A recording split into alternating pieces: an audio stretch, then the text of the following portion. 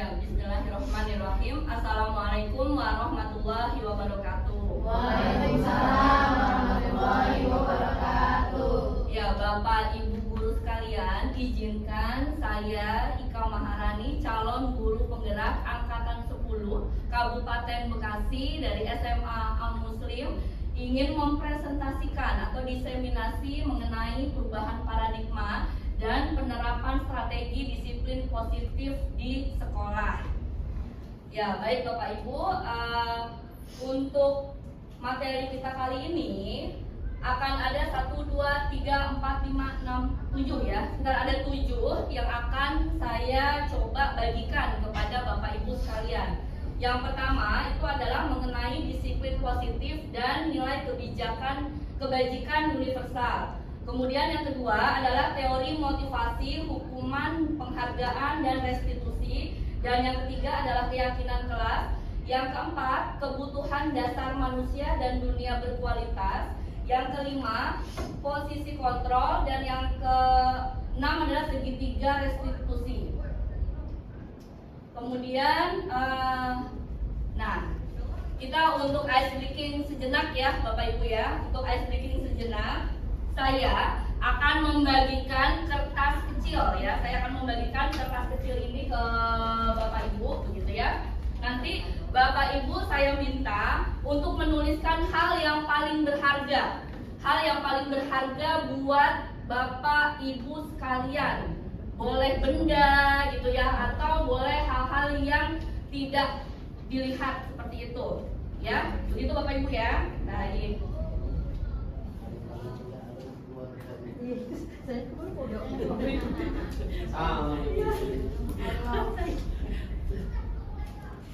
Kalian ada yang jawab siswa, kalau bukan guru bang ya. Satu dong ini bisa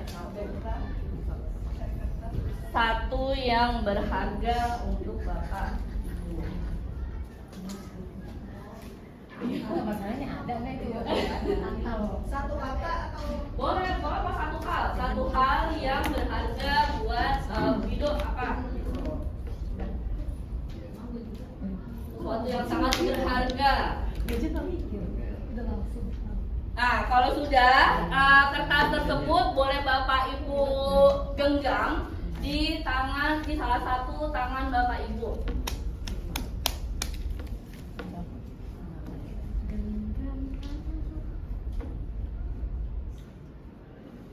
oke. Ya, nah, kita menunggu yang lain. Udah. Boleh dilipat-lipat Bapak Ibu, terus digenggam di dalam satu tangan.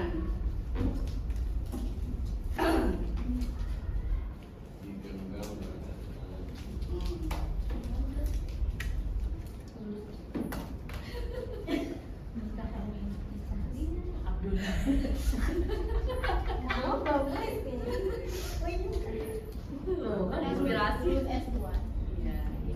Nggak apa-apa nikah dulu nggak apa-apa. Sudah Bapak Ibu?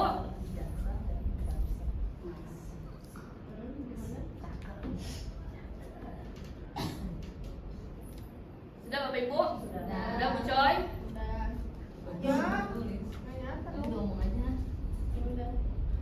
Nah, silakan Bapak Ibu kepalkan tangan yang berisi sesuatu yang berharga itu.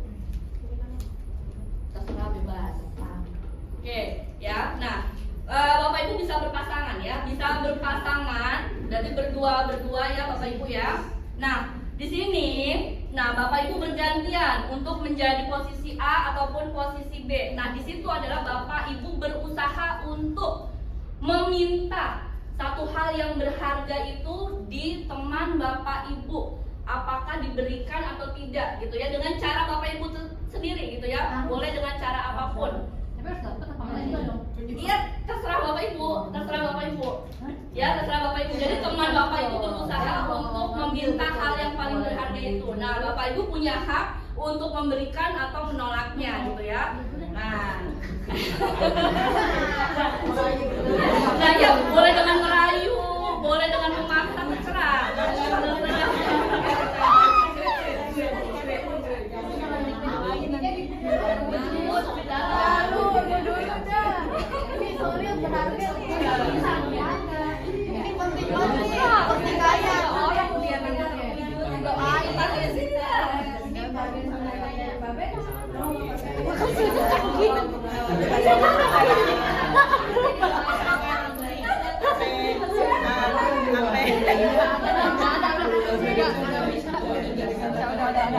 Bapak Ibu mungkin mau barter, gitu kan barter.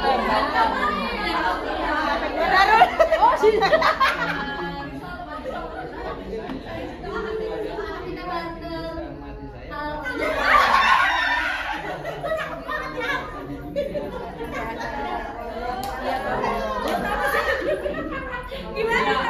Satu, dua, tiga. Stop ya, Bapak Ibu, stop ya. Oke, sudah. Ya, jadi dari permainan ini apa yang terjadi? Permainan namanya cobalah buka gitu ya. Nah, apakah di sini ada yang berhasil mengambil harta yang paling berharga temannya atau barter? Nggak ada. Nggak ada. Jadi semua bertahan gitu ya. Semua bertahan pada hal yang paling berharga tersebut ya. Nah, di sini itu refleksi kita itu adalah semua tentang keyakinan Bapak Ibu, begitu ya. Keyakinan Bapak Ibu ingin memberikan atau menolak ya. Nah, berarti kalau seperti itu apa namanya? Bapak Ibu punya apa? Punya hak.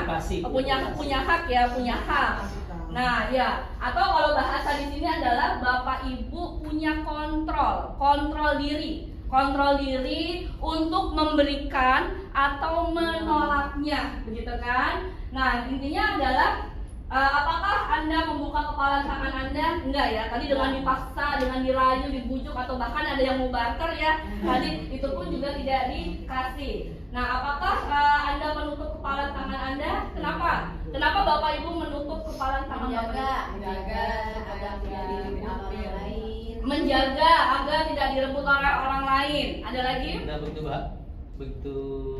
Apa penting? rahasia dan penting. Oh, begitu rahasia, begitu pentingnya, begitu ya Pak ya, hal yang paling berharga tersebut. Kemudian, nah dari sini siapa yang memegang kendali atau kontrol? Siapa? Ya betul Bapak Ibu. Jadi dalam hal ini kalau kita pelajari gitu ya dari permainan ini adalah diri kita sendiri yang memegang peranan atau memegang kontrol ya terhadap apa yang Bapak Ibu inginkan begitu. Nah kira-kira harta yang paling berharga buat Bapak Ibu itu apa? Keluarga, anak. Bu Ayu apa? Bu Ayu. Yang Bu Ayu tulis apa? Oh, family keluarga. Betul? Keluarga. Bu Is? Anak. Parah tuh suaminya ngasih berapa? Makanya kita menyebut keluarga, Bu Is. Kalau keluarga itu udah semuanya orang tua kita, anak kita, pasangan kita, saudara kita. Saya sama Bu Is, Buat saya anak ya. Buat punya keluarga Pak Ben apa Pak Ben? Keluarga juga. Bu Wido? Kepercayaan. Oh, kepercayaan. Oke, jadi buat Bu Wido kepercayaan kenapa penting? Penting. Oke. Pak Musa? Saya anak. Anak juga sama seperti Bu Is. Bu Coy?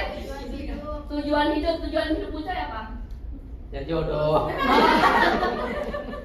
Tujuan sekarang adalah sekolah, belajar. Oke, dua ya Bu Coy ya. Semoga Sukses, lulus sukses, cepat, sukses. ya. Bu Dita apa? Orang tua dan suami. Oh, orang tua dan suami. Oh, anak diajak. Kenapa tidak ada di sini? Orang tua, suami dan anak sih di sini. Bu Iya. Desi apa? Kebahagiaan anak. Masya Allah, kebahagiaan anak. Nah, apapun itu, hal yang paling berharga itu kuncinya itu adalah tadi kontrol diri ya, kontrol diri Bapak Ibu apakah akan memberikan atau tidak gitu ya. Tadi saya melihat ada yang ingin barter, kemudian ingin apa dipaksa, segala macam dirayu, itu juga tidak mempan. Nah, di sini kita masuk ya. Ini pertanyaan pemantik. Menurut Bapak Ibu, apakah hukuman dapat mendisiplinkan siswa? Bu Desi apa? Belum tentu. Dalam hal tertentu bisa jadi. Dalam hal-hal tertentu bisa jadi. Iya Bu Ayu? Saya. Iya Bu Ayu. Nah, kalau saya dilihat dari kesepakatan dulu ya, Bu. Kalau memang dari awal sudah ada apa tadi semacam komitmen, hukuman itu bisa mendisiplinkan siswa. Oke, Tapi baik. kalau tidak apa bersifat tidak apa yang namanya sepihak gitu ya, dan tidak ini mungkin bisa juga terlalu apalagi fisik ya, itu menurut saya juga kurang lebih tepat. Oke, baik. Nah, pertanyaan kedua. hukuman dengan hal positif seperti membaca dan membersihkan lingkungan sekolah dapat meningkatkan disiplin siswa. Bagaimana? Setuju? Setuju. Kalau gitu salah satu tujuan hukum itu adalah membuat jerah. Nah, kalau umpamanya dalam hal ini, kalau hukuman itu positif membaca itu bisa nggak membuat anak itu jerah? Ya, nanti kita simpan ya Pak Ben jawabannya ya. Kemudian yang ketiga, penghargaan dapat meningkatkan motivasi belajar siswa. Betul. Oke, jadi sepakat semua. Oke, Bapak Ibu. Nah, tadi diingat-ingat ya, pertanyaan di awal. Nanti kita akan ketemu jawabannya di akhir. Nah, ini adalah beberapa miskonsepsi gitu ya, miskonsepsi mengenai teori kontrol gitu ya. Nah, yang pertama, ilusi guru mengontrol murid. Kira-kira sering kali kita temui. Sering nggak kita temui bahwa guru itu bisa mengontrol murid? Bisa nggak? Menguasai. Iya, menguasai murid guru. Mungkin bisa ya. Bisa. Kemudian yang kedua, ilusi bahwa orang dewasa berhak untuk memaksa. Ya, kenyataannya mungkin pada saat ini ya. Kemudian ilusi bahwa kritik dan membuat rasa bersalah mampu menguatkan karakter. Ya. Mungkin juga ya. Lalu yang terakhir itu semua penguatan positif, efektif dan bermakna. Nah, efektif dan bermakna. Nah, di sini Bapak Ibu, di sini adalah tadi kan dia mengubah paradigma ya. Ada respon ke pendekatan kontrol. Tadi di sini stimulus responnya itu kebutuhan kita sama, realitanya kebutuhan kita sama gitu ya. Tetapi kalau untuk teori kontrol mengatakan bahwa kebutuhan setiap orang itu berbeda-beda. Iya enggak? Begitupun juga kebutuhan anak itu pasti berbeda-beda ya Bapak Ibu ya. Lalu yang berikutnya, semua orang melihat hal yang sama. Sementara kalau di teori kontrol, setiap orang memiliki gambaran yang berbeda. Lalu orang lain bisa mengontrol saya. Tapi kalau teori kontrol, hanya diri kita yang bisa mengontrol kita, gitu ya. Lalu kemudian stimulus responnya pemaksaan ada pada saat bujukan gagal. Ya, jadi kalau dibujuk gagal itu biasanya stimulus responnya gitu ya, yang langsung terjadi itu biasanya kan kita langsung memaksa ya. Padahal ada kolaborasi dan konsensus untuk menciptakan pilihan-pilihan baru. Jadi sebetulnya bisa berdiskusi gitu ya kalau dari si teori kontrol. Jadi stimulus respon ini kadang-kadang yang respon awal kita pada satu hal gitu ya, pada sesuatu itu kadang-kadang seperti ini gitu ya. Padahal sebetulnya kalau mengacu ke teori kontrol itu yang seperti tadi. Tapi teori kontrol ini bagi saya sebagai laki-laki itu kadang-kadang kelamaan untuk pemaksaan pada saat bukan gagal habis kan. Iya, Pak Ben. Iya. Makna disiplin gitu ya. Apa itu disiplin? Nah, disiplin ini mengacu pada disiplin diri yang memiliki tanggung jawab terhadap apa yang dilakukan berdasarkan nilai-nilai yang diyakini. Nah, kemudian penerapan disiplin itu bertujuan untuk menumbuhkan kesadaran serta memberdayakan murid tanpa penghargaan dan hukuman.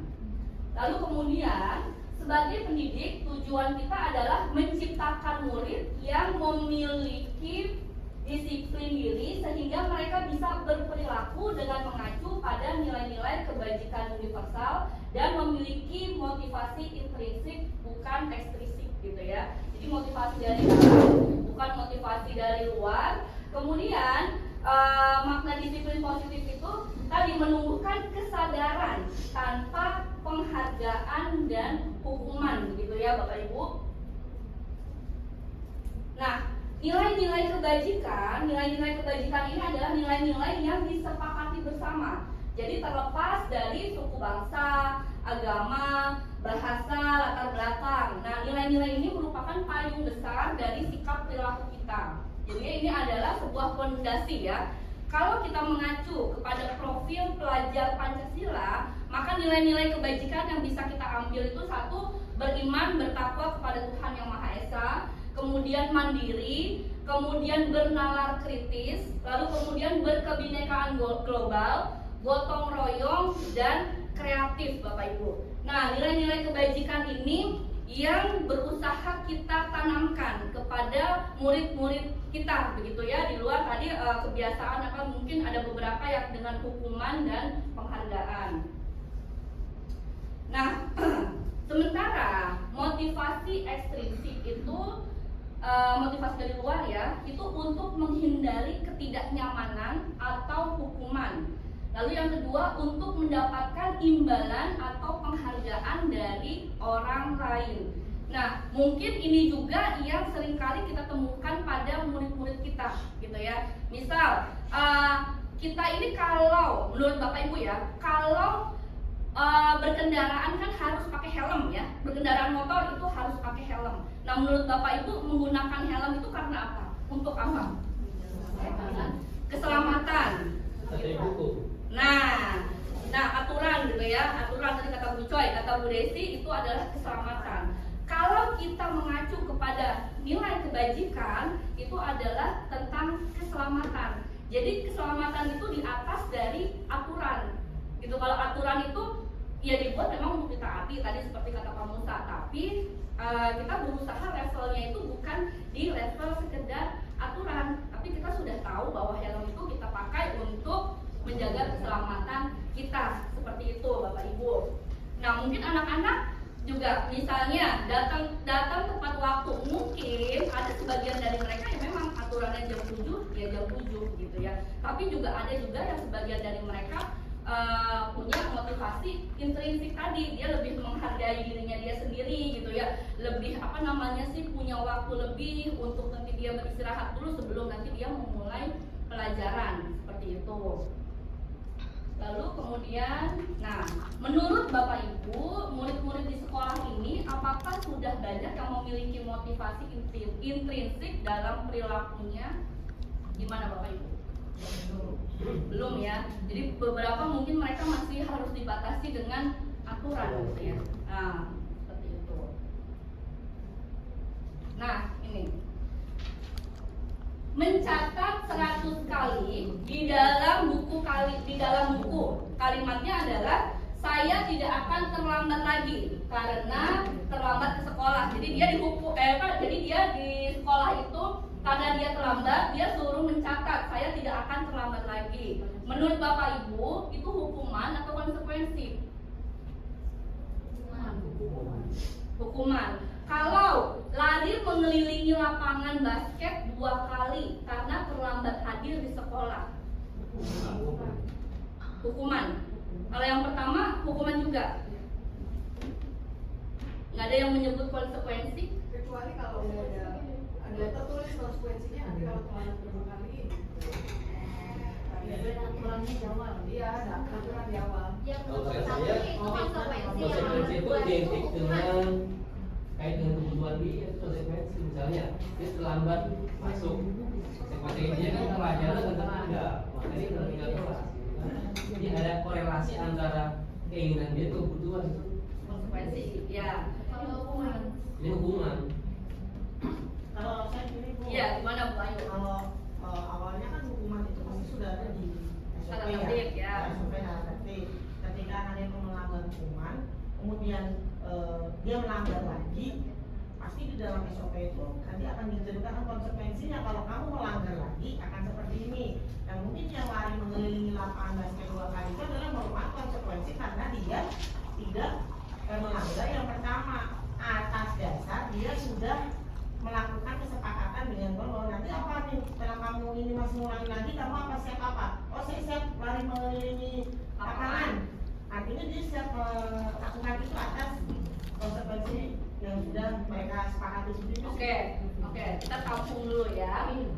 Lalu kemudian berikutnya, membersihkan coretan yang dibuatnya di meja tulis. Itu hukuman atau konsekuensi? Konsekuensi. Kemudian membersihkan WC sekolah karena mematahkan pensil kawannya. Hukuman. Oke. Nah, ini penjabarannya ya Bapak Ibu. Hukuman itu dilakukan dengan tujuan utama untuk menghentikan perilaku negatif murid. Sementara konsekuensi itu terencana atau sudah disepakati, sudah dibahas dan disetujui oleh murid dan guru. Itu konsekuensi. Nah, sementara kalau restitusi fokus pada pemulihan dan tanggung jawab serta mendorong murid untuk memperbaiki situasi tersebut. Nah, jadi kalau boleh dikatakan hukuman ini adalah level terendah. Ya, hukuman ini level terendah, kemudian di atasnya itu adalah konsekuensi, kemudian yang paling tinggi itu adalah restitusi. Jadi restitusi itu kita meminta murid ya untuk bertanggung jawab gitu loh, dan dia memperbaiki perilakunya dia, itu Bapak Ibu. Nah, di sini ada hukuman, konsekuensi, restitusi. Jadi hukuman itu termasuk ke dalam identitas gagal. Sementara identitas suksesnya itu adalah disiplin. Nah, disiplin di dalamnya itu ada konsekuensi dan restitusi. Seperti itu Bapak Ibu. Jadi kalau hukuman, jadi sesuatu yang menyakitkan harus terjadi gitu ya. Kemudian tidak nyaman pada murid. Jadi murid itu tuh merasa sakit hati, kemudian dia mungkin merasa terhina dan lain-lain, itu hukuman. Kemudian korban itu seolah-olah mendapatkan keadilan. Nah, murid akan tersakiti tadi. Kemudian perilaku pasif agresif meningkat. Kemudian sistem tidak akan berjalan bila murid tidak takut. Gitu. Jadi kalau hukuman itu nggak akan berlaku kalau muridnya nggak takut, gitu ya. Kemudian berlaku hanya pada sebuah institusi, tidak berlanjut pada kehidupan nyata. Peraturannya adalah misalnya kamu harus. Nah, murid atau anak pasti membenci peraturan seperti itu. Nah, sementara kalau konsekuensi itu sesuatu yang memang harus terjadi, tidak nyaman pasti, tapi dalam jangka waktu yang pendek. Kemudian korban itu bisa diabaikan. Murid itu bisa merasa tetap dibuat tidak nyaman. Kemudian penguatan hanya bertahan dalam jangka waktu pendek, begitu ya. Nah, dan seterusnya. Nah, ini kalau hukuman tadi sifatnya negatif, sementara kalau konsekuensi itu netral, gitu ya. Sementara yang paling tinggi itu adalah restitusi. Jadi kalau restitusi itu merupakan pilihan. Jadi ketika ada murid yang salah, kita berusaha untuk memberikan pilihan pada murid, atau murid bisa mengajukan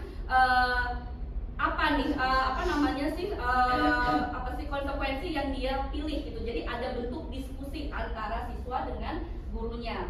Nah, kemudian dia juga menguatkan untuk murid dalam jangka waktu panjang. Nah, korban mendapatkan gantinya, jadi ada timbal balik di sana. Kemudian murid akan mendapatkan penguatan, masalahnya juga terpecahkan. Murid belajar bertanggung jawab untuk perilakunya. Kemudian fokus pada pemecahan masalah dalam jangka waktu panjang. Nah, di sini bahasanya adalah apa yang kamu yakini, apa yang bisa kamu lakukan untuk memperbaiki masalah ini, begitu ya. Lalu kemudian murid pasti akan menghormati dirinya dan orang lain, karena di situ tidak ada rasa sakit hati atau tersakiti, dan sifatnya itu adalah positif, begitu ya. Nah, biasanya bahasanya misalnya kalau hukuman, awas kalau dilakukan lagi nanti kamu akan, begitu ya. Kalau yang konsekuensi, lakukan apa yang saya katakan. Sementara kalau restitusi, apakah hal ini yang sesungguhnya ingin kamu lakukan. Nah, jadi hukuman itu sifatnya paksaan, konsekuensi itu stimulus respon, jadi respon yang terjadi pada saat kejadian. Kemudian kalau restitusi itu sudah pada tahapan teori kontrol, gitu. Nah, kemudian lagi di sini hukuman, kalau hukuman itu anak akan menyembunyikan kesalahannya. Sementara kalau konsekuensi, anak belajar taat peraturan. Sementara kalau restitusi berarti anak belajar untuk memecahkan masalah, karena dia dikasih tanggung jawab untuk memperbaiki kesalahan yang dia lakukan. Nah, lalu kemudian kalau hukuman mencoba mengontrol anak dengan penguatan negatif, sementara konsekuensi mencoba mengontrol anak dengan penguatan positif. Sementara restitusi, anak paham bahwa dirinya sendiri yang memiliki kendali atau kontrol. Dampak pada muridnya kalau hukuman marah, begitu ya, merasa bersalah, rendah diri, terasingkan. Sementara kalau konsekuensi kehilangan waktu, begitu ya. Kemudian kalau di restitusi, murid tidak akan kehilangan waktu, namun bersemangat untuk memperbaiki dirinya karena konsekuensinya itu dari muridnya sendiri, gitu ya. Lalu kemudian biasanya hukuman dibuat oleh guru, sementara kalau konsekuensi bisa dibuat oleh guru atau murid, sementara kalau restitusi dibuat oleh murid sendiri. Jadi muridnya ini yang menyampaikan dia inginnya diapain, gitu. Lalu kemudian kalau hukuman menyakitkan, guru menjalani konsekuensi dengan menyalahkan, mengkritik, menyindir, merendahkan. Sementara kalau konsekuensi membantu guru menyatakan peraturan, melakukan peringatan, dan menerapkan konsekuensi tersebut. Kalau restitusi menguatkan, guru menyebutkan keyakinan kelasnya atau misalkan keyakinan sekolah kita, membimbing kerangka berpikir restitusi pada murid. Begitu ya Bapak Ibu, kurang lebih penjelasan mengenai hukuman, konsekuensi, dan restitusi, begitu ya. Semoga sekolah kita itu bisa pada tahapan konsekuensi dan restitusi, gitu. Yang minimal di konsekuensi seperti itu Bapak Ibu.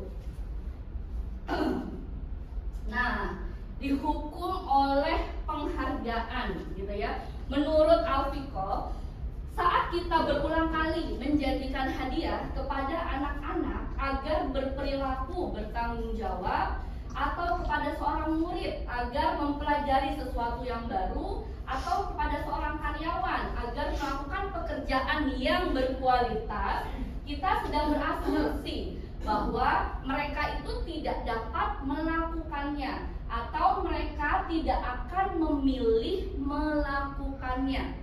Kira-kira gimana Bapak Ibu? Iya apa ya?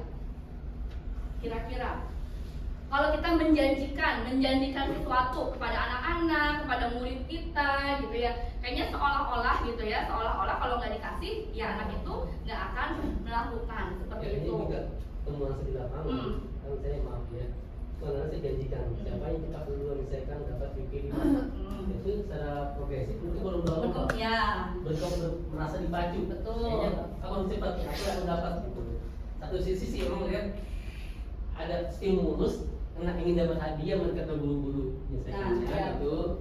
Satu sisi sih khawatir nanti kalau tanpa ada hadiah muncul nggak respect positif itu. Nah betul. Nah itu yang tadi kan yang Pak Musa katakan, dan itu kan juga bisa jadi si murid itu kan motivasinya apa Pak Musa? Motivasinya pasti eksternal kan? Karena si Yupi ini. Nah Yupi ini. Nah sementara kita mungkin ya harus membangun kesadaran motivasi internalnya gitu ya. Ya memang kita nggak akan bisa langsung meniadakan begitu ya, karena kan yang tahu kondisi di lapangan itu adalah kita sendiri gitu ya, kita yang mengajar. Nah tetapi sambil tadi Pak Musa nggak apa-apa memberikan stimulus respon seperti itu, sambil Pak Musa nanti juga mengajarkan untuk kontrol diri gitu ya, untuk motivasi intrinsik gitu ya, kalau mereka udah biasa. Sesi evaluasi itu kan aku bilang jangan terpancing stimulus ini, kalau kita ingin mengembangkan diri itu datang dari kemauan. Ya betul, ya betul. Tapi sekali lagi pada intinya anak-anak kalau diberi hadiah itu responnya lebih positif, lebih terpacu. Dan ya itu alamiah banget, orang akan diberi hadiah dia akan terpicu. Iya betul, itu ibaratnya ya kayak kebutuhan dasar manusia gitu kan. Ya nanti itu kita juga akan membahas itu gitu ya.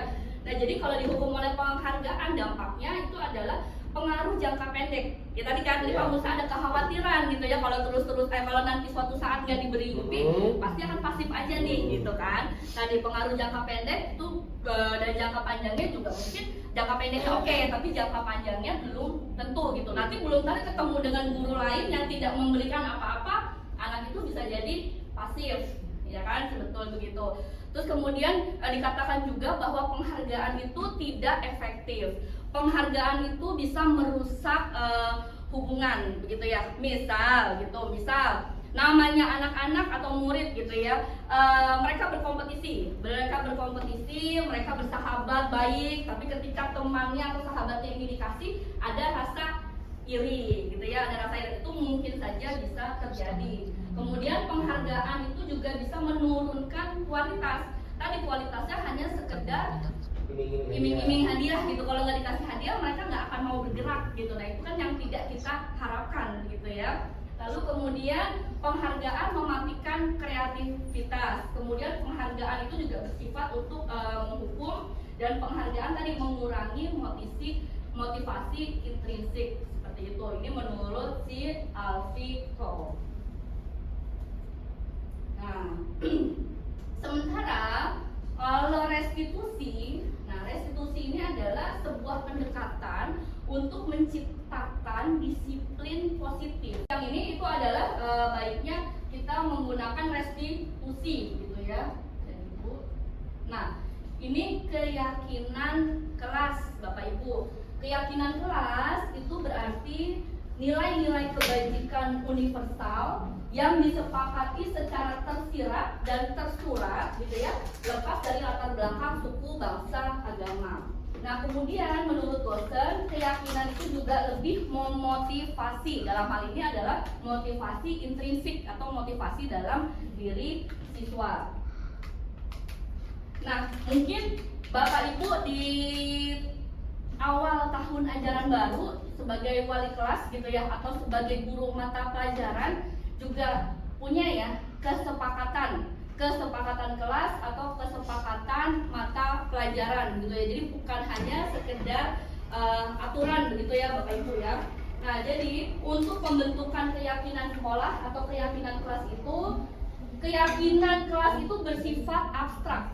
Jadi daripada peraturan yang lebih rinci dan konkret. Kalau aturan tadi masuk pukul 7 gitu ya, pulang istirahat dan seterusnya. Kemudian jangan buang sampah sembarangan. Tapi kalau keyakinan kelas itu sifatnya itu dia lebih abstrak. Nah, abstraknya di mana gitu ya nanti. Kemudian keyakinan kelas berusaha berupa pernyataan-pernyataan universal. Lalu kemudian pernyataan keyakinan kelas senantiasa dalam bentuknya itu adalah positif Bapak Ibu. Jadi keyakinan kelas itu bentuknya harus positif, kalimat positif. Tadi pernyataan universal itu tadi seperti yang misalkan kalau Pak Ben mengacu kepada profil pelajar Pancasila. Nah di dalamnya kita mengharuskan ada beriman, bertakwa kepada Tuhan Yang Maha Esa, kemudian dia bernalar kritis, kemudian bergotong royong, atau keyakinan lainnya misalnya saling menghormati, saling menghargai, seperti itu Pak Ben. Ya, nilai-nilai kebajikan seperti itu. Kemudian keyakinan kelas hendaknya tidak terlalu banyak sehingga mudah diingat dan dipahami oleh semua warga kelas. Lalu keyakinan kelas sebaiknya juga dapat diterapkan di lingkungan tersebut. Semua warga kelas hendaknya ikut berkontribusi dalam memberikan pembuatan keyakinan kelas lewat curah pendapat atau diskusi. Nah kemudian kita tinjau kembali keyakinan kelas itu dalam waktu ke waktu. Jadi Bapak Ibu yang wali kelas mungkin harus disepakati dulu nih ketika di awal. Kita ingin kelas kita menjadi kelas apa? Itu ya, misalkan kelas yang berprestasi, misal kelas yang taat pada aturan, kelas yang apalagi gitu ya, nanti Bapak Ibu wali kelas. Nah dari tujuan itu Bapak Ibu bisa membentuk keyakinan kelas ini bersama murid-murid Bapak Ibu sekalian, sehingga tercapai tujuan kelasnya itu ingin menjadi apa, seperti itu Bapak Ibu.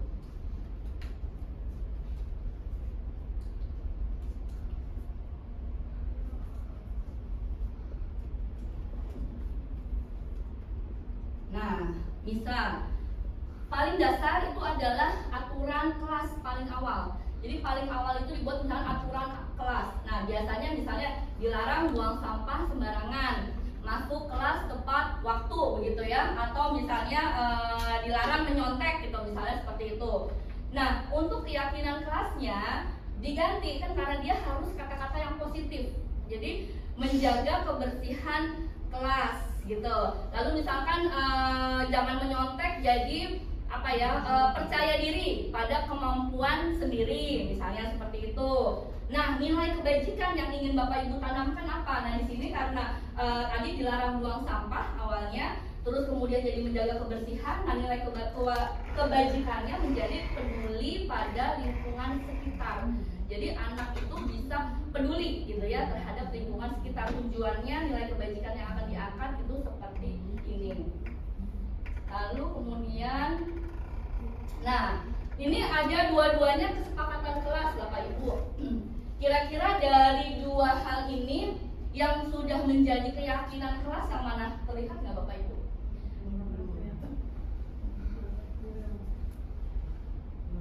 Nah, kalau yang ini dia menghormati, semua siswa diharapkan untuk menghormati satu sama lain. Kemudian ada komunikasi, semua murid diharapkan untuk bersikap sopan dan santun dalam setiap kegiatan pembelajaran. Lalu kalau untuk kehadirannya, siswa harus datang tepat waktu gitu ya. Kemudian partisipasi, semua siswa diharapkan untuk aktif dalam semua kegiatan pembelajaran. Jujur, siswa harus berani mengakui kesalahannya. Kemudian saling menghargai, tidak boleh meletakkan lelucon yang berlebihan. Lalu kemudian penggunaan ponsel dilarang selama sesi kelas kecuali jika ada hal-hal. Nah, kalau yang satu lagi ini mengambil dari nilai-nilai di profil pelajar Pancasila. Mandiri, kami meyakini bahwa pentingnya kemandirian diperlukan untuk menyelesaikan permasalahan. Bernalar kritis, kami meyakini bahwa pentingnya berpikir kritis dalam pengambilan keputusan. Berkebinekaan global, kami meyakini bahwa pentingnya berkebinekaan global ditunjukkan dengan sopan santun dan saling menghargai. Bergotong royong, kami meyakini bahwa pentingnya gotong royong ditunjukkan dengan belajar kelompok dan pembiasaan Jumat bersih. Kreatif, kami meyakini bahwa pentingnya kreatif ditunjukkan dengan menghasilkan karya.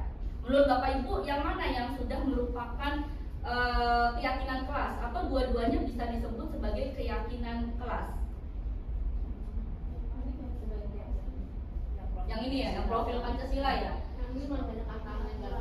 Nah, ya betul yang disampaikan Bu Dika. Yang sebelah sini itu masih ada kata-kata negatifnya. Tadi tidak boleh melemparkan lelucon. Karena kalau kita membuat keyakinan kelas, maka itu sudah hal-hal positif. Jadi tidak menggunakan kata-kata negatif seperti itu.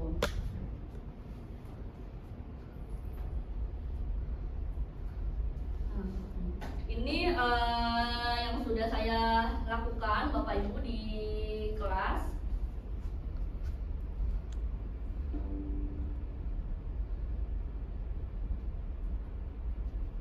Assalamualaikum warahmatullahi wabarakatuh.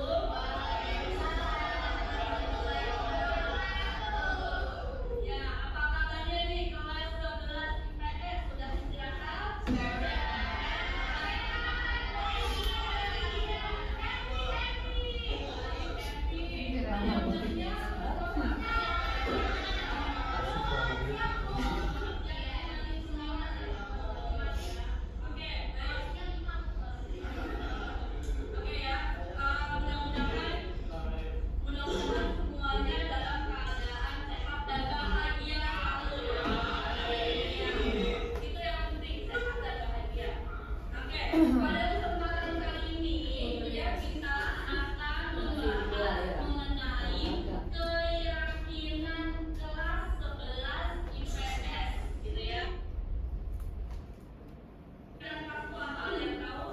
Nah, setelah pembukaan kita menyampaikan dulu tentang konsep keyakinan kelas gitu ya, supaya anak-anak paham dia harus membuat apa.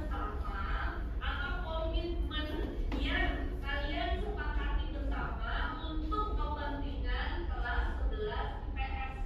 Keyakinan kelas itu adalah semua hal atau kalimat yang isinya itu positif. Ya, jadi isinya itu positif. Jadi nggak ada kata misalnya dilarang buang sampah sembarangan, dilarang mencontek, dilarang makan makanan teman gitu ya. Itu negatif ya. Dilarang itu negatif, jangan itu negatif. Nah, berarti nanti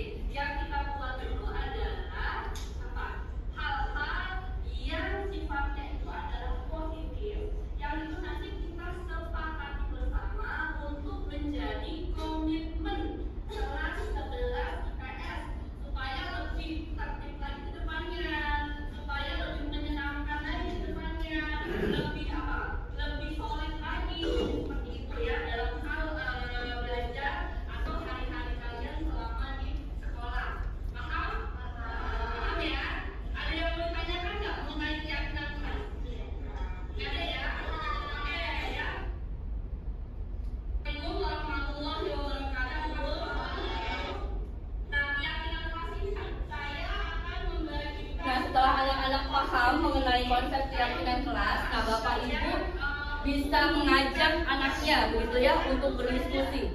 Bisa dengan kelompok atau dengan sendiri-sendiri gitu. Kemarin saya praktekkan sendiri-sendiri, tapi sebetulnya setelah saya evaluasi lebih baik kelompok. Karena kalau sendiri-sendiri ada 30 keyakinan kelas, nah itu kita menyeleksinya lumayan gitu ya. Tapi kalau kerja kelompok nanti akan didapat lebih sedikit lagi keyakinan kelasnya.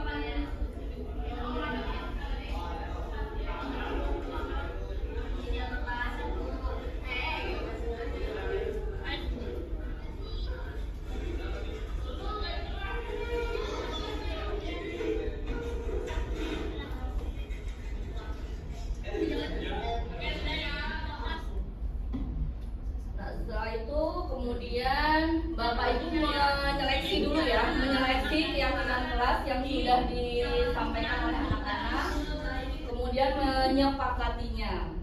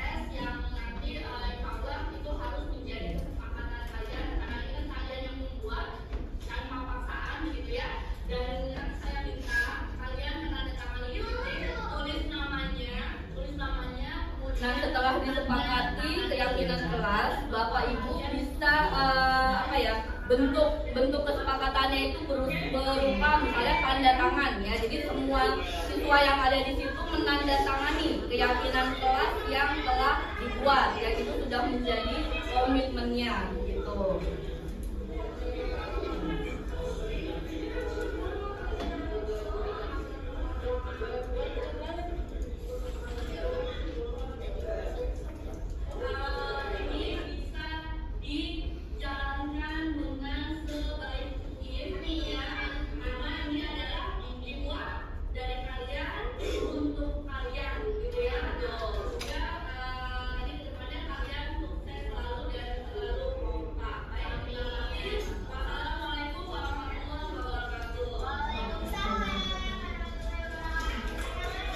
Ya, Bapak Ibu, itu adalah praktek yang saya buat begitu ya, dan saya yakin nanti Bapak Ibu bisa membuat yang lebih bagus dari ini begitu ya, dan nanti bisa diterapkan di awal tahun ajaran baru kalau Bapak Ibu sebagai wali kelas. Kemudian kalau sebagai guru mata pelajaran, kita juga bisa membuat keyakinan kelas pada mata pelajaran kita gitu ya. Misal Bu Nurul sebagai guru matematika, kira-kira Bu Nurul ingin punya keyakinan kelas pada mata pelajaran Bu Nurul apa? Keyakinan kelas. Ya, untuk mata pelajaran Bu Nurul. Anak-anak dapat maksudnya berhitung dengan cepat begitu ya, tanpa menggunakan kalkulator. Nah ya, jadi nanti Bapak Ibu bisa membuat sesuai dengan mata pelajarannya sendiri gitu ya, supaya itu bisa memberikan keyakinan ke anak-anak bahwa memang itu tujuan mereka belajar pada mata pelajaran tertentu atau tujuan mereka berada di kelas tertentu begitu Bapak Ibu. Nah, ini kita lanjut ke materi berikutnya ya Bapak Ibu. Tadi materi keyakinan kelas sudah selesai. Nah, di sini ada Ibu Ana. Ibu Ana wali kelas 10A di SMA Kasih Putih. Sedang bingung menghadapi ulah salah satu murid di kelasnya yang bernama Udin.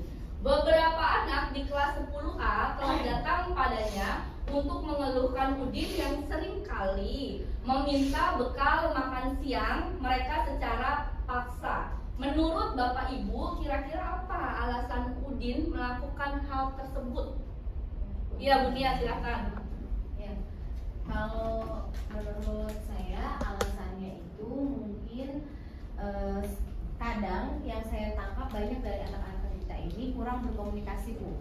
Artinya ketika Udin melakukan itu, teman-temannya ini tidak berani menegur Udin, sehingga Udin merasa hal itu hal yang biasa saja.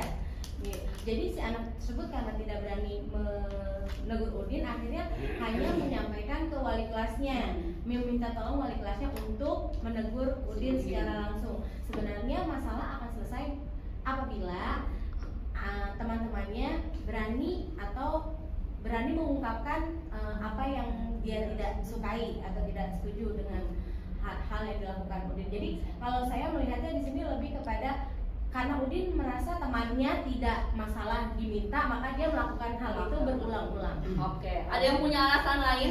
Saya. Oke, Pak Musa. Saya bisa jadi kita harus tahu penyebab musabab dia selalu ingin ngambil makanan orang lain. Ya. Jadi di rumah dia kurang perhatian dengan keluarganya. Ayah dan ibunya begitu duluan, dia nggak pernah selalu rapi, yang dia perhatikan kan. Dan bisa jadi penyebab itulah yang menyebabkan dia harus mulus. Saya ingin ngambil makanan di kelas saya. Jadi kita harus penyebab awalnya kenapa dia tidak selalu pengen ngambil makanan teman-teman. Ya, tadi menurut Pak Musa, kalau menurut Bu Nia karena teman-temannya tidak menegur dengan perilaku itu ya, tidak menegur langsung. Kalau menurut Pak Musa karena di sekolah, di rumah mungkin orang tuanya tidak menyediakan dia entah sarapan atau makanan yang bisa dibawa pulang, dibawa ke sekolah begitu ya Pak ya, sehingga dia melakukan hal tersebut. Ada lagi Bapak Ibu? Ya Bu Is. Mungkin Udin nggak punya uang. Oh, Udin tidak punya uang begitu ya untuk membeli makanan seperti itu. Ada lagi? Oke, terima kasih Bapak Ibu untuk responnya. Nah, di sini kita belajar mengenai kebutuhan dasar manusia. Kebutuhan dasar manusia itu segala sesuatu yang dilakukan untuk mendapatkan apa yang diinginkan. Jadi seluruh tindakan yang dilakukan itu memiliki tujuan dan yang ada tujuan tertentunya. Dan semua usaha terbaik yang dilakukan dalam rangka agar kebutuhan dasar itu terpenuhi dengan baik. Nah, berarti ada kebutuhan dasar Udin yang tidak terpenuhi, maka dia melakukan hal tersebut secara berulang-ulang, begitu ya Bapak Ibu. Nah, di sini ada kebutuhannya ada berapa? Ada 5 ya. Ada 5 kebutuhan dasar manusia, gitu ya. Yang pertama itu adalah bertahan hidup, kemudian cinta dan kasih sayang, penguasaan, kebebasan, dan ke. 'Kesenangan'. Begitu ya, Bapak Ibu. Nah, di sini ada 5 kebutuhan dasar manusia. Kebutuhan dasar manusia itu adalah bertahan hidup, kemudian cinta dan kasih sayang, penguasaan, kebebasan, dan kesenangan. Begitu ya, Bapak Ibu. Nah, di sini ada 5 kebutuhan dasar manusia. Kebutuhan dasar manusia itu adalah bertahan hidup, kemudian cinta dan kasih sayang, penguasaan, kebebasan, dan kesenangan. Nah, di sini kebutuhan dasar manusia itu yang pertama di bertahan hidup pasti terkait dengan makanan, pakaian, tempat tinggal, keamanan, kesehatan. Kasih sayang dan diterima itu rasa diterima, dipedulikan, berbagi, kemudian bisa menjadi bagian dari kelompok. Lalu kemudian penguasaan itu berkaitan dengan harga dirinya gitu ya, untuk dianggap, untuk berprestasi, untuk didengar, diakui dan seterusnya. Sementara kebebasan itu adalah dia ingin mandiri, punya banyak pilihan, mencoba hal baru, mampu mengendalikan arah dirinya. Dan yang terakhir itu kesenangan. Kesenangan itu identik misalnya dengan dia bermain, humor, begitu ya, tertawa. Nah, dalam kasus Udin gitu ya, dalam kasus Udin bisa jadi ada kelimanya gitu ya. Misalnya tadi saya lapar bu gitu ya, saya lapar, saya nggak dibekali, maka yang muncul itu adalah kebutuhan dia di apa? Bertahan hidup ya Bapak Ibu ya. Kemudian kata dia senang aja bu, biar diperhatiin teman-teman gitu kan. Nah kalau itu berarti masuk ke cinta dan kasih sayang gitu ya. Lalu kemudian saya bosan bu sama makanan yang dibawain ibu dari rumah. Nah berarti, nah apa? Berarti apa tuh? Kalau dia bosen gitu ya, kebebasan. Jadi dia mau bebas gitu, dia nggak mau makan makanan yang dibawakan oleh si ibunya gitu. Jadi dia mau bebas, mau merasakan makanan dari teman-teman yang lain. Kemudian biar teman pada takut aja bu sama saya. Nah itu penguasaan. Terus iseng aja bu gitu. Jadi dia senangan, jadi dia senang ngeliat temennya ketawa atau bagaimana dia puas gitu ya. Nah itu untuk si kasus Udin. Nah, Bapak Ibu, kira-kira kalau seperti ini bagaimana? Tahun ini One genap berusia 17 tahun. Ia senang sekali ketika ayahnya mulai mengajarkan cara menyetir mobil. Kemudian setiap akhir pekan, ia berlatih menyetir mobil sampai akhirnya bisa. Kemudian ia meminta untuk dibuatkan SIM. Ketika ibunya bertanya kepada One, apa yang membuat dia ingin bisa menyetir mobil dan pada akhirnya ingin dibuatkan SIM. Nah, kira-kira menurut Bapak Ibu, jawaban One itu seperti apa dan kebutuhan apa yang ingin dipenuhi? Dia mobil merasa sudah dewasa, dia lebih mandiri, punya pribadi sendiri, dia ingin saya maunya saya gini gitu. Oke, berarti itu masuk kepada kebutuhan apa tadi? Bertahan hidup. Pengakuan ya. Penguasaan. Ya, masuk kepada alasan yang Pak Musa sampaikan itu dia bisa jadi masuk butuh penguasaan. Menurut Bu Ido apa Bu Ido? Mandiri. Apa? Mandiri itu masuknya di kebutuhan apa Bu? Tadi.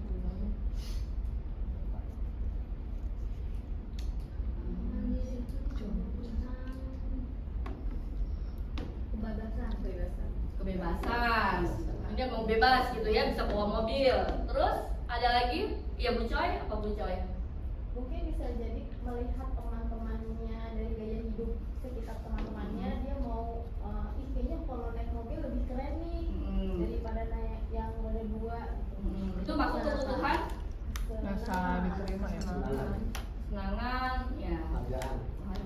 Nah coba kita lihat jawabannya.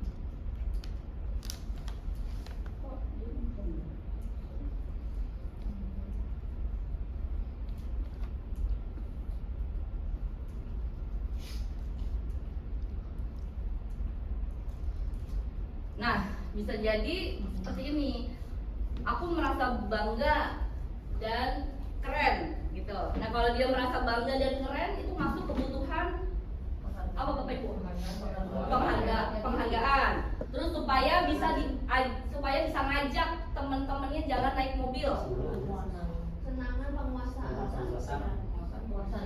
Lalu aku senang bisa pergi ke tempat yang aku sukai. Menyetir mobil itu seru sekali. Kalau punya SIM aku aman di jalan.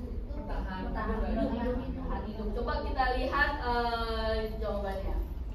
Nah, aku merasa bangga dan keren. Itu masuk ke kebutuhan penguasaan. Nah, terus supaya bisa ngajak teman-teman teman jalan naik mobil, nah itu dia butuh kasih sayang atau rasa diterima oleh teman-temannya. Kemudian pengen pergi ke tempat yang dia sukai gitu ya, berarti dia butuh kebebasan. Kemudian menyetir mobil itu seru sekali, kesenangan. Nah kalau punya SIM, aman di jalan, itu untuk bertahan hidup begitu ya Bapak Ibu kira-kira. Nah ini semua kebutuhan dasar manusia, bukan hanya kita yang butuh, anak-anak kita itu juga sama begitu ya, mereka punya kebutuhan dasar gitu ya. Video ini Kita masuk ke materi berikutnya Bapak Ibu. silakan menonton dan merefleksikannya. Ada 5 guru dalam mengontrol murid. Pagi anak-anak, silakan PR yang kemarin ibu berikan diletakkan di meja. Kamu sudah mengerjakan belum? Kamu selalu ya ngerjain PR. Sekarang kamu duduk di depan, lalu tulis. Saya berjanji tidak akan mengulangi lagi. Saya berjanji akan berusaha menjadi murid yang rajin belajar sampai pelajaran saya selesai. Itu guru pertama. Pagi anak-anak, hari ini ada tugas ya? Sudah, Bagi yang kamu mengerjakan. Anton, kamu sudah mengerjakan? Belum, Pak. Kamu nggak ngerjain tugas ya? Kamu mau jadi apa nanti? Kamu lihat sekolah ya sih? Coba bayangkan orang tuamu berbicara sama kamu. Kamu itu sudah keseimbangan.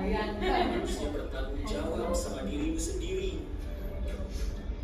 Kita sambil refleksi ya Bapak Ibu ya. Ya udah, nanti jangan diulangi lagi ya.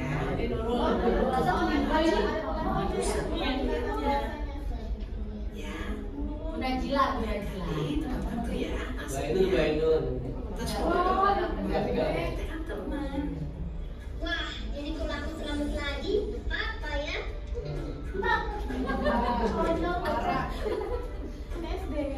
Kamu kok nggak pakai baju olahraga? Iya. Bapak catat, kamu sudah 3 kali loh nggak ikut olahraga bulan ini. Iya, Pak.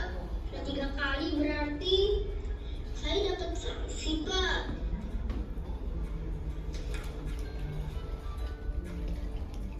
Ini, Bu, saya mau ngumpulin tugas. Maaf ya, Bu, saya terlambat ngumpulin tugas. Kenapa kamu terlambat mengumpulkan tugas? Iya, Bu, saya kalau sore bantuin ibu jaga warung, gak sempat kerjain tugas. Kira-kira nih, apa yang bisa kamu perbaiki supaya kamu bisa mengerjakan tugas tepat waktu? Coba, kapan biasanya kamu membantu ibu jualan? Jam 6 sampai jam 8 malam, Bu. Bagaimana kalau kamu membuat jadwal? Kapan kamu akan mengerjakan tugas? Oh gitu ya, Bu. Saya coba deh, Bu. Terima kasih, Bu.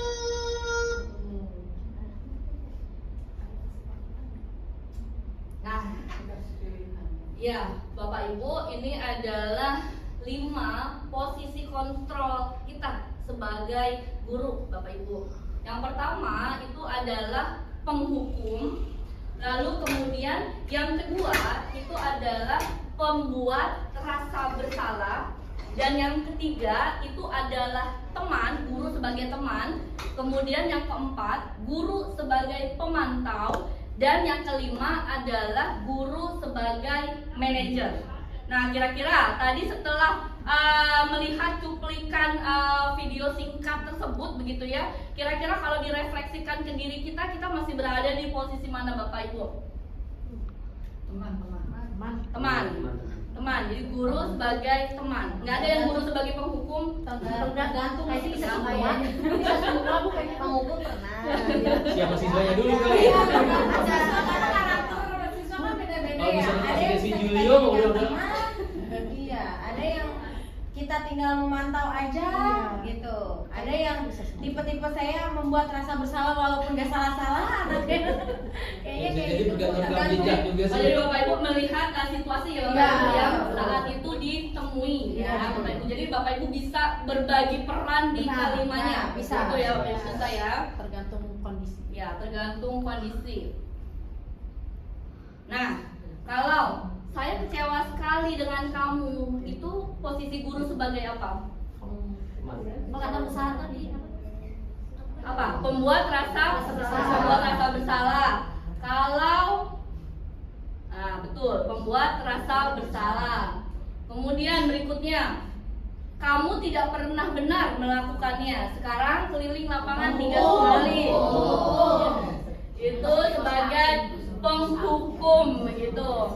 Lalu berikutnya, kira-kira bagaimana kamu akan memperbaiki masalah ini? Manajer. Coba kita lihat jawabannya.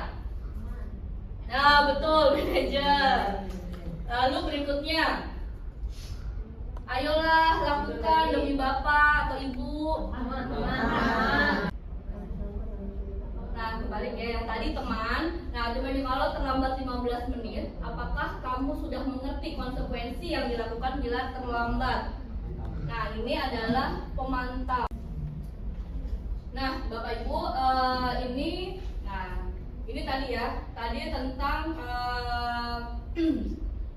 motivasi eksternal, motivasi intrinsik gitu ya, dan perilaku kontrol. Nah, tadi kalau Bapak Ibu ada di posisi penghukum atau pembuat orang merasa bersalah, itu adalah di identitas gagal atau perilaku kontrol yang negatif gitu ya. Tapi kalau Bapak Ibu ada di teman atau di pemantau, itu Bapak Ibu sedang ada di perilaku kontrol positif.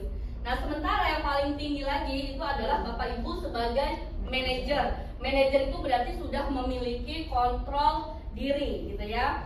Nah, kalau sebagai penghukum berarti kan guru berbuatnya itu akan apa? Menghardik, menunjuk gitu ya, menyakiti. Kalau membuat rasa bersalah pasti diceramahin ya. Tadi pasti diceramahin terlebih dahulu gitu ya. Kemudian kalau teman membuatkan alasan-alasan untuk muridnya, kemudian pemantau itu menghitung dan mengukur, sementara kalau manajer itu mengajukan pertanyaan-pertanyaan.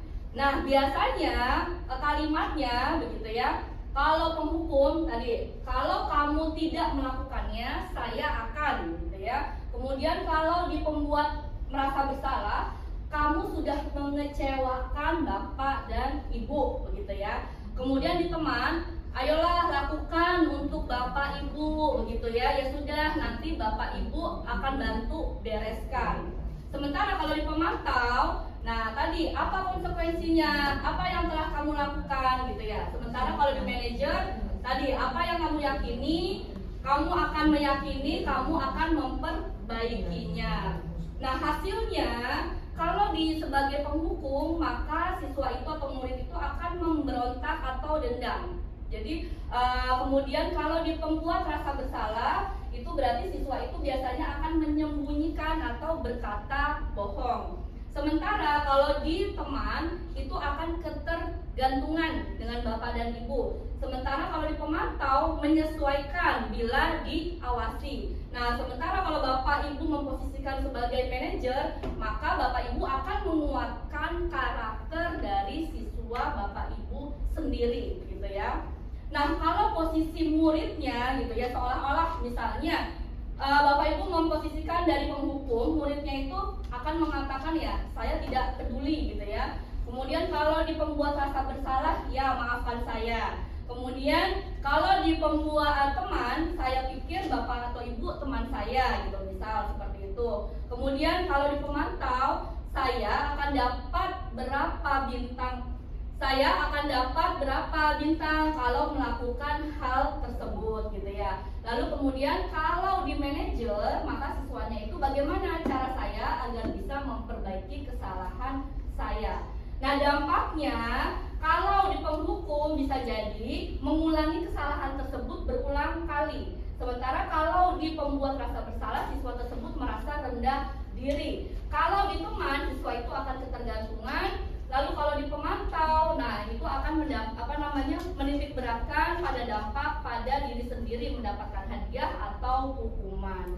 Sementara kalau di manajer, siswa tersebut cenderung mengevaluasi kesalahannya dia itu apa, sehingga dia tahu cara untuk memperbaikinya.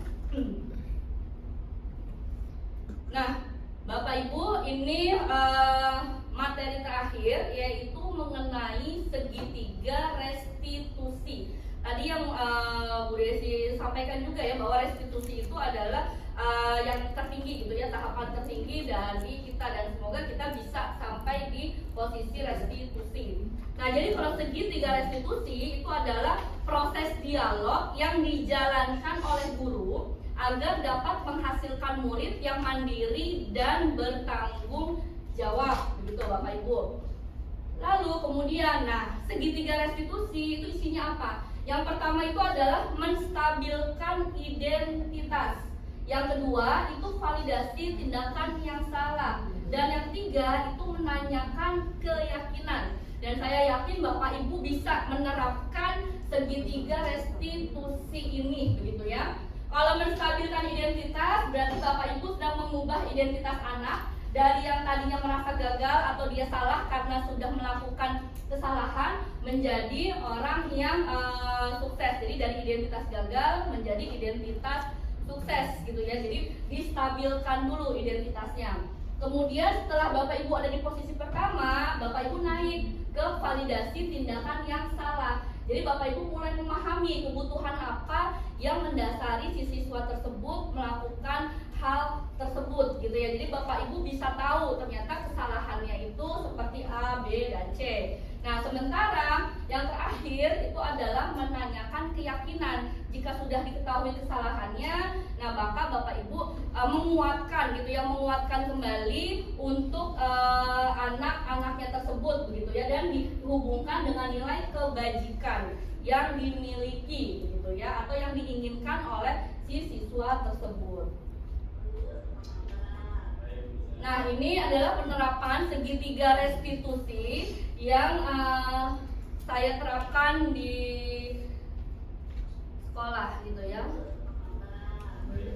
Jadi pertama, seperti biasa kita harus membuka percakapan dengan ramah terlebih dahulu.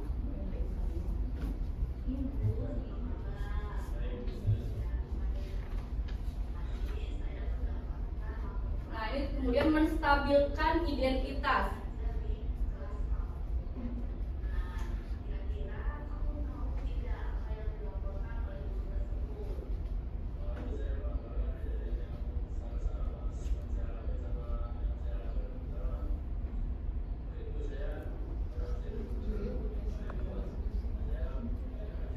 Jadi coba mungkin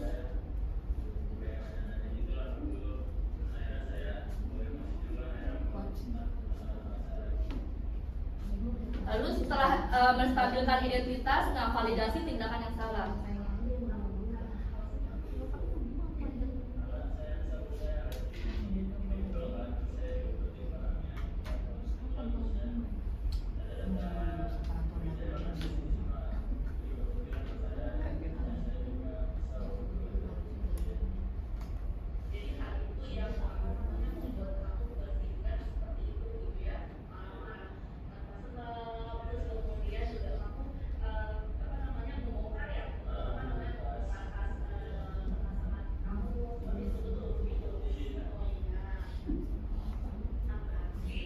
Nah, setelah itu adalah menanyakan keyakinan. Jadi keyakinan kelas apa yang dilanggar? Nah,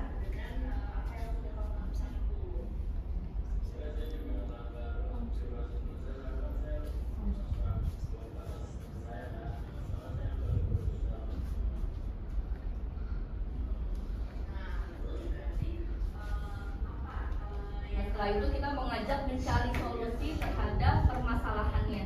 Jadi boleh dikatakan segitiga restitusi ini adalah memposisikan diri kita sebagai manajer ya Bapak Ibu. Kalau di posisi kontrol guru,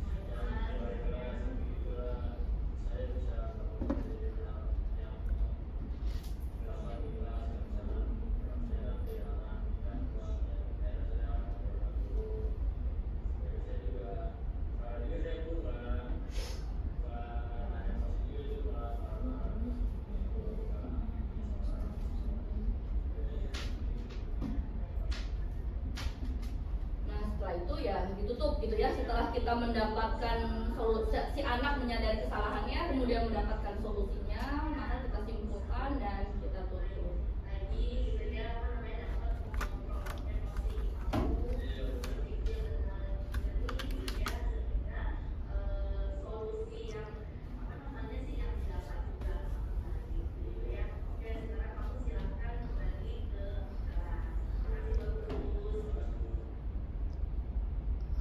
Nah, Bapak Ibu, terakhir dari saya begitu ya Bapak Ibu ya, dari sekian mengenai disiplin positif, begitu kesimpulannya itu adalah mengenai budaya positif yang diterapkan di sekolah kita gitu ya. Karena budaya positif ini merupakan nilai-nilai, keyakinan, kebiasaan yang berpihak pada murid agar murid berkembang menjadi pribadi yang kritis, penuh hormat dan tanggung jawab begitu. Itu yang kita harapkan dari murid-murid kita. Nah, tentu hal itu merupakan peran dari kita semua ya, bukan hanya dari pendidik tapi juga tenaga kependidikannya gitu ya, TU, OB. Ketika siswa melakukan kesalahan ya mungkin bisa langsung disampaikan begitu ya. Kalau tidak bisa menyelesaikan maka lapor kepada wali kelas begitu ya, atau guru yang bersangkutan, supaya siswa-siswa kita ini bukan hanya merasa dihukum di sekolah tetapi difasilitasi perkembangannya secara baik, seperti itu Bapak Ibu. Nah, kita refleksi Bapak Ibu. Mungkin salah satu ini ada 4 begitu ya. Ini refleksi menggunakan 4F begitu. Nah, yang pertama itu adalah tentang fact atau peristiwa. Nah, siapa yang ingin merefleksikan kira-kira apa yang Bapak Ibu dapat dari praktek baik yang sudah saya sampaikan? Peristiwanya apa? Ini Bapak Ibu silakan. Peristiwa saat ini ketika saya menyampaikan, maksudnya apa yang Bapak Ibu bukan rasakan ya, tapi Bapak Ibu mendapatkan apa dari kejadian yang saya imbasi begitu. Iya, Munia.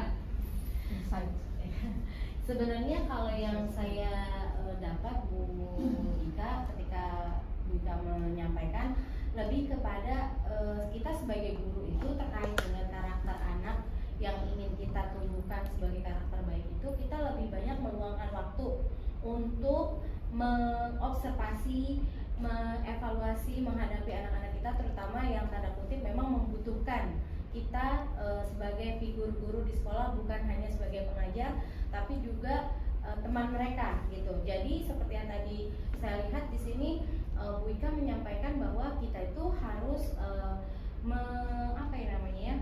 ada waktu-waktu yang kita gunakan untuk banyak berbicara dengan anak, mengajak mereka mengobrol, bercerita gitu. Yang pada kenyataannya sebagai pendidik kita kadang kekurangan waktu itu gitu, karena kita harus memenuhi segala administrasi yang dibutuhkan sebagai, walaupun tanda kutip ya tidak ada alasan sebenarnya, karena bisa dilakukan melalui chat kah, ngobrol kah, lewat telepon kah, tapi memang saling berhadapan dengan siswa itu kita bisa melihat reaksi mereka dan mereka bisa melihat reaksi kita, sehingga ada saling bisa saling mengetahui satu sama lain. Jadi kurang lebih dari yang Bu Ika sampaikan, sekali lagi bahwa mungkin sebagai guru dari awal kita harus sudah menyiapkan yang kita butuhkan, sehingga pada prakteknya kita bisa lebih banyak meluangkan waktu untuk anak. Dan itu tidak, tanggung jawab itu tidak hanya wali kelas atau BK saja, semuanya. Jadi walaupun misalnya saya wali kelas 11 IPS, tapi bukan berarti saya tidak peduli dengan 11 IPA 3 misalnya, atau kelas 10 yang lain. Kurang lebih seperti itu. Ya, terima kasih Munia. Nah, kalau perasaan yang Bapak Ibu dapatkan, apa Bapak Ibu dari pengimbasan ini? Silakan, mungkin bisa mewakili. Bu Dika, mungkin perasaannya bagaimana setelah mendapatkan pengimbasan ini? Ya, kalau dari hasil saat ini gitu ya, diskusi tentang apa yang disampaikan oleh Bu Dika, perasaannya kita menjadi lebih tahu begitu ya, apa sih yang pantas untuk anak biar dia bisa meningkatkan budaya yang positif dari kesalahan yang ia lakukan begitu. Jadi tidak semata-mata apa yang kita lakukan itu hanya hukuman fisik dan lain sebagainya. Jadi kita jadi tahu harus seperti apa, yang mana itu juga bisa lebih melihat gitu ya latar belakang, terus kebutuhan anak dan lain sebagainya. Jadi tidak asal memberikan sebuah punishment gitu, tapi punishmentnya itu jelas sesuai dengan tuntutan anak. Oke, baik, terima kasih Bu Lisa. Kalau pembelajaran apa yang Bapak Ibu bisa dapatkan? Iya Bu Ido? Mungkin pembelajarannya pentingnya di awal pembentukan kelas itu kita perlu ada komitmen dibicarakan anak-anak dengan guru, saling berdiskusi seperti tadi buka ya, mengutarakan isi hatinya, kita pilih yang umum dan general yang paling sesuai. Itu pembelajaran buat saya itu penting sekali. Oke, baik, terima kasih Bu Ido. Untuk penerapan ke depannya, kira-kira bagaimana Bapak Ibu? Bu Is? Untuk penerapannya dari materi yang sudah disampaikan tersebut, di sini sebetulnya guru itu diminta ya, kita perannya sebagai seorang manajer. Dan jadi ketika siswa menemukan masalah, kita tidak harus langsung ngejudge atau memberikan solusi langsung harus bagaimana, tapi anak itu dituntun gitu ya untuk mengidentifikasi masalah sampai dia mencari solusi sendiri untuk menyelesaikan masalah tersebut, sehingga diharapkan timbul motivasi intrinsik dari dari dalam menyelesaikan masalah tersebut. Berarti kan ujung-ujungnya kita ke segitiga institusi itu ya, ujungnya adalah anak punya kesadaran ketika mereka melakukan kesalahan, mereka akan memperbaiki atas dasar kesadaran tersebut. Oke, baik, terima kasih Bu Is, dan berikan aplaus untuk kita semua. Ditutup dengan doa Ya Bapak Ibu, terima kasih untuk waktunya dan kehadirannya. Semoga kedepannya kita bisa jauh lebih baik begitu ya, untuk sekolah kita tercinta, untuk murid-murid kita tercinta SMA Al Muslim begitu ya, dan menjelang tahun ajaran baru nanti banyak hal yang bisa kita praktekkan bersama. Dan sekali lagi saya mengucapkan terima kasih, mohon maaf atas kesalahannya. Wassalamualaikum warahmatullahi wabarakatuh. Waalaikumsalam warahmatullahi wabarakatuh. Terima kasih Bapak Ibu.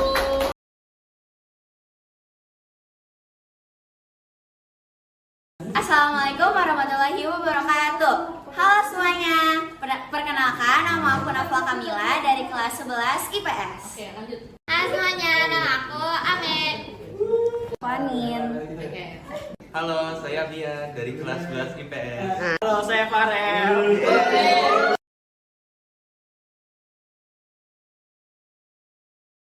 Perasaan aku saat membuat keyakinan kelas sangat senang dan excited sekali. Lanjut, Me. Perasaan aku saat membuat keyakinan kelas sangat happy. Aku senang sekali saat membuat keyakinan kelas ini. Perasaan aku saat membuat keyakinan kelas ini sungguh luar biasa. Dan saya bikin keyakinan kelas ini senang sih.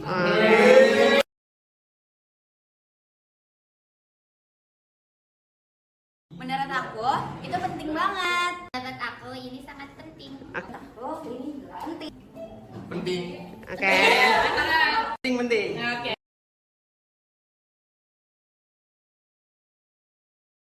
Dengan membuat keyakinan kelas, kita bisa mempererat solidaritas di kelas. Karena dengan membuat keyakinan kelas, kelas bisa menjadi lebih kondusif. Karena dengan keyakinan kelas ini, kelas akan menjadi lebih tertib. Dengan keyakinan kelas, kita jadi tahu apa keinginan teman kita. Dengan keyakinan kelas bisa membuat kelas berprestasi lagi.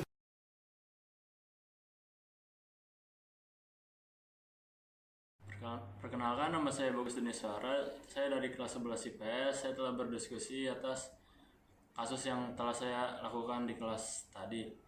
Atas diskusi saya bersama BK, saya mendapatkan masukan untuk tidak melakukan hal seperti itu. Sebaiknya saya seharusnya menahan emosi yang saya lakukan. Sekian dari saya. Assalamualaikum warahmatullahi wabarakatuh. Perkenalkan, nama saya Rizky Mulia, saya dari kelas 11 IPA 2, dan saya merupakan ketua divisi dari kesenian. Saya sangat senang sekali untuk diajak berdiskusi mengenai permasalahan saya dalam divisi saya.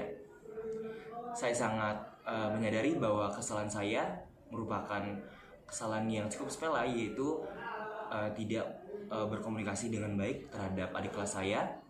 Namun karena itu saya belajar bahwa berkomunikasi adalah hal yang penting yang dilakukan saat menjalani organisasi. Terima kasih,